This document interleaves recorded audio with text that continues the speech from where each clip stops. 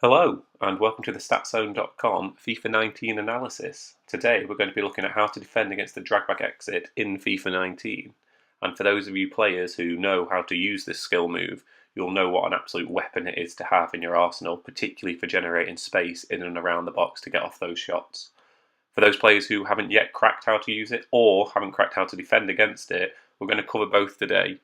Using it is very straightforward. All you do is hold down right trigger or R2 on the PS4, push the analog stick in the opposite direction to what your player is facing, then once the drag back occurs you push the stick left or right depending on the direction you want to go, and that's it.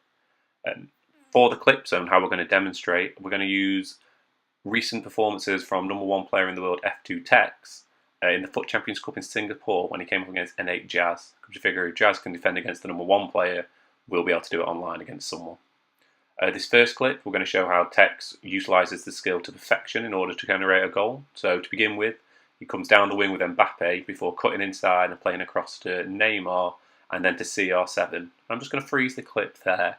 This is prime position to be using the drag back exit.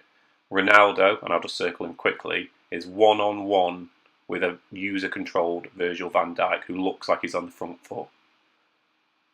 Other than that, Jazz has actually got this defence quite well set up. At the top of the screen, R9 is well marshalled by Rafael Varane, and down at the bottom, Neymar is being well marshalled by Jazz's two central midfielders.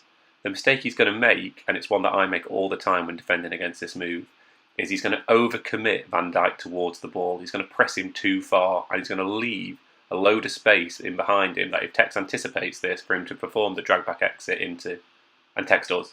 So he's overcommitted Van Dijk there. Drag back exit from Tex with a time finesse to boot.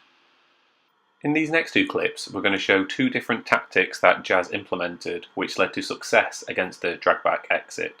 And if it's working against Tex, number one player, it should work against whatever randomer we're playing at the weekend.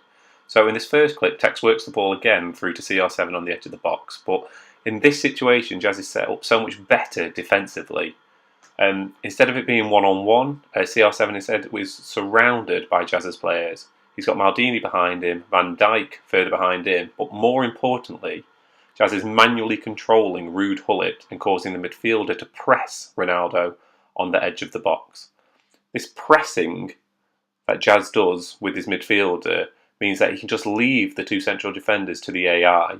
So Tex will see Gullit coming in and attempt to drag away from him, turns straight into Maldini, who doesn't need to commit because Gullit's doing the committing for him, and then off he goes on the break. So the real important bit to note there, the tactic that is used, is that Ruud Gullit, he's using his centre midfielder, Ruud Gullit, to press Ronaldo so that he doesn't have to use his centre defender to step out. This third clip is a different technique and probably a little bit more similar to the first clip that we saw. So once again, Tex has worked the ball through and he's got a one-on-one situation on the edge of the box. This time it's Van Dijk again for the defender, but he's using Neymar instead of CR7. Very similar to that first clip. Ronaldo's covered at the top by Varane. At the bottom, CR7 is covered by Ramos. And Van Dijk is stepping forward towards Neymar. This time though, Jazz has learned from his mistake last time. He's still going to press with Van Dijk because you can't just let a player of Texas quality turn with Neymar on the edge of the box.